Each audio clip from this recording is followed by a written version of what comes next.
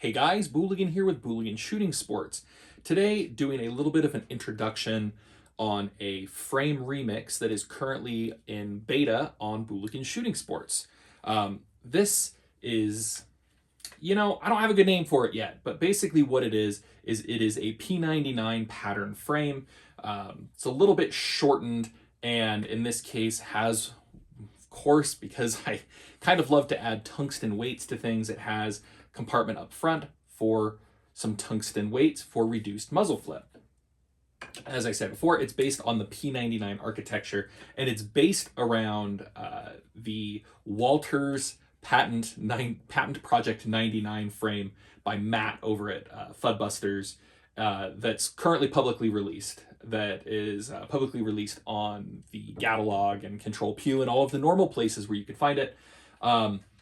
The basis of this frame is that it utilizes either P99 or Smith & Wesson 99 parts kits, frames, or excuse me, slides, barrels, trigger components, etc.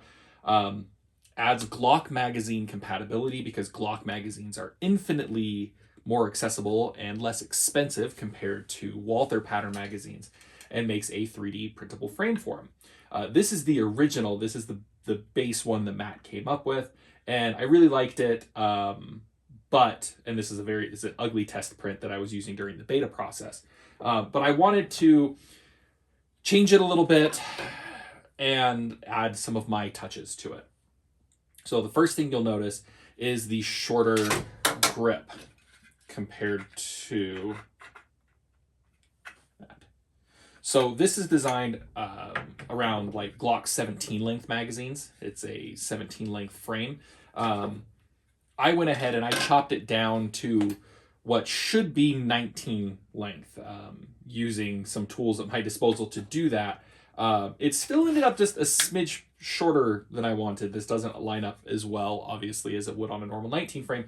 So that's part of this beta process. We'll be kind of extending that a little bit so that it properly fits flush with a 15 round Glock 19 style magazine. I also added some grip panels. You can see this guy's perfectly smooth, and it's hard to add because of kind of the compound curves. See, that catches the light at all. You have a couple of compound curves in there that make adding grip panels a little trickier than, say, adding big grip panels on the big side of a Glock pattern frame. On this, it's a little bit different, a little bit smaller. It's a little bit harder to kind of work around that compound curve without interfering with that rear pin and a couple of other things.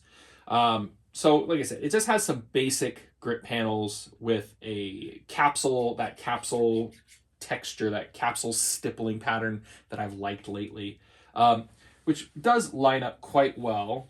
With the other hand, it does line up quite well to right where your fingers are going to index. So it does give you good grip where it needs to be, but still gives you kind of a smooth transition on there where it doesn't need to have a ton of grip. So while these grip panels may be small, they actually are pretty decent in where they're located, in my opinion. That got me to the base frame. Then I'm me and I started doing weird things. So currently in beta, I have two versions of this. A plain version that just has, it actually has a slick dust cover up front. I got rid of the rails for this iteration. Later iteration will obviously have rails because everyone loves to have rails on their guns, but I don't necessarily. For a lot of this stuff, I'm not throwing accessories and things on it. So I have a slick rail up front, or a slick dust cover up front. But then I also wanted to go a little crazy and make something a little sci-fi looking, a little James Bond looking. I mean, it's a P99 base, so obviously little James Bond is appropriate. And I integrated this weight module up front. Now, weight modules are nothing new for me in my frame designs. Here's the Auto 40L, inspired by RoboCop's Auto 9, tungsten weights. The Cyber Chungus, tungsten weights. So it shouldn't really surprise anybody when I like to add tungsten weights to my guns. They reduce muzzle flip, they make a good balance, especially on a printed frame, and they give you the opportunity to do pretty cool designs. So this one has 4. I went with 4 because, well, those guys have 2 channels. That one actually only has 1. That's got 2 channels, one stacked on top of the other. you don't have a lot of length in this dust cover here. On this 40 caliber Smith & Wesson 99, this is a full size slide. It's not too terribly long. Sort of kind of in between like Glock 19 and Glock 17 length. So you don't have a ton of length there to put a ton of mass. So I wanted to be able to actually put a good bit of mass in there. So it has 4 compartments. Plus, looking at the front of that, that is kind of a cool look. It almost looks like if you were James Bond or something, these would be different barrels for different types of things that you're shooting. Maybe one's a gas launcher or one's a taser launcher or whatever. This kind of makes a cool look, but actually does add a little bit of functionality because it does add those underbarrel weights. You'll see it doesn't quite line up with the slide. That's because this is my first prototype print of this particular frame design.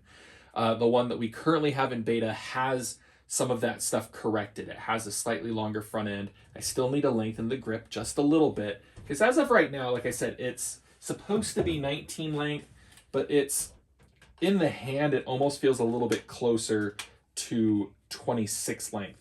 And the reason for that is because of one of the main differences in this rear portion here. So here's my really idiotic G26 NAO, not any other.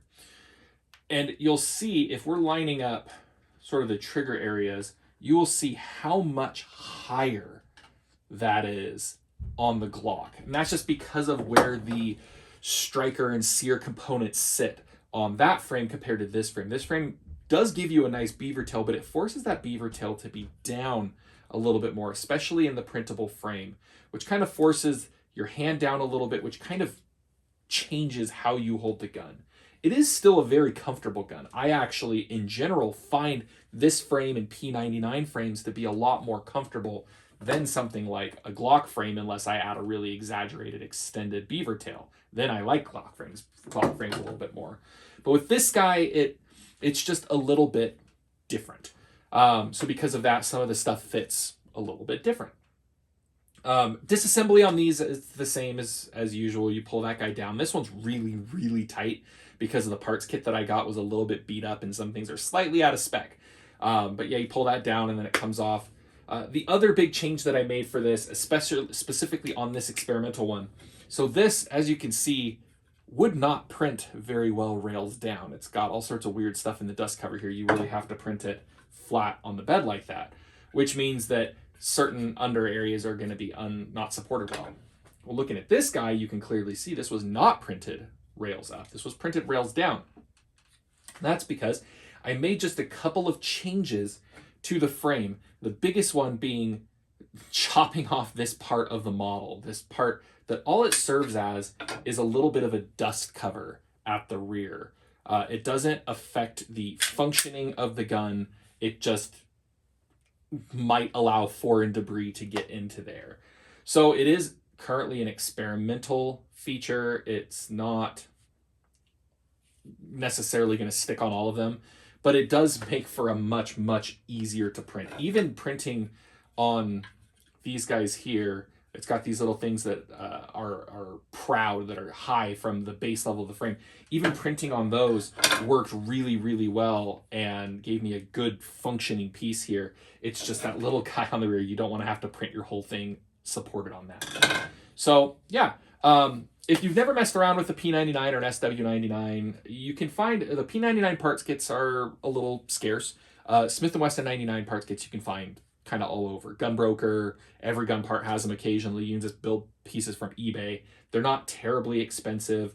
You can get rails for these from, I'm not sure if it's Riptide or Aves that makes them, or MAF. I don't know who makes the rails for these, but when I bought my kit, Matt included a set of rails as well. So you can find the source for all of that stuff by going to the Gatalog or going to Control Pew and downloading the package for Matt's frame. That will have all of your build guides and all that other stuff and exactly what you need. But yeah, just kind of wanted to show you guys just the introduction of this project.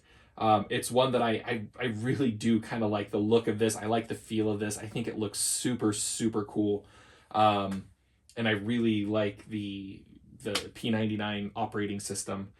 Some people have asked about Canik TP9 compatibility.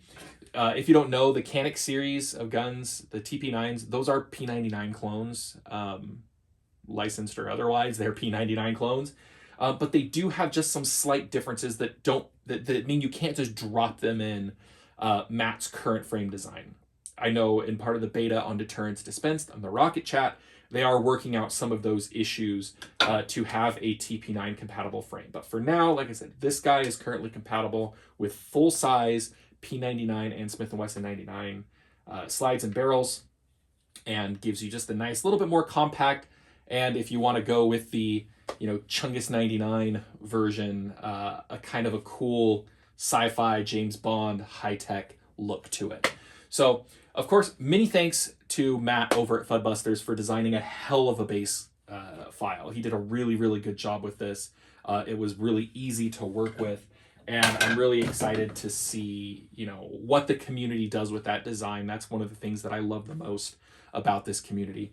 And of course, as with all of my designs, I don't sell designs. I don't sell files or anything like that. If you want to contribute to the channel, you can do so through BooliganShootingSports.com. And of course, in doing that, you get access to any of the files that I'm working on. Just sort of the beta program where you can, help print stuff, help develop any changes, help identify any issues that may, pop up there. But as always, all of my files get released for free. When they're done, when they're complete, everything gets released for free. That's the whole point and ethos of this. Everything's free and open source. And, once we're done in the development cycle, everything gets released free and open source. But like I said, if you'd like to be part of the development cycle for this, you can subscribe over at Booligan Shooting Sports if you'd like. Otherwise, just stick around for a couple of weeks when we have all of the kinks ironed out and we'll get this released publicly. Of course, as always, thanks for watching.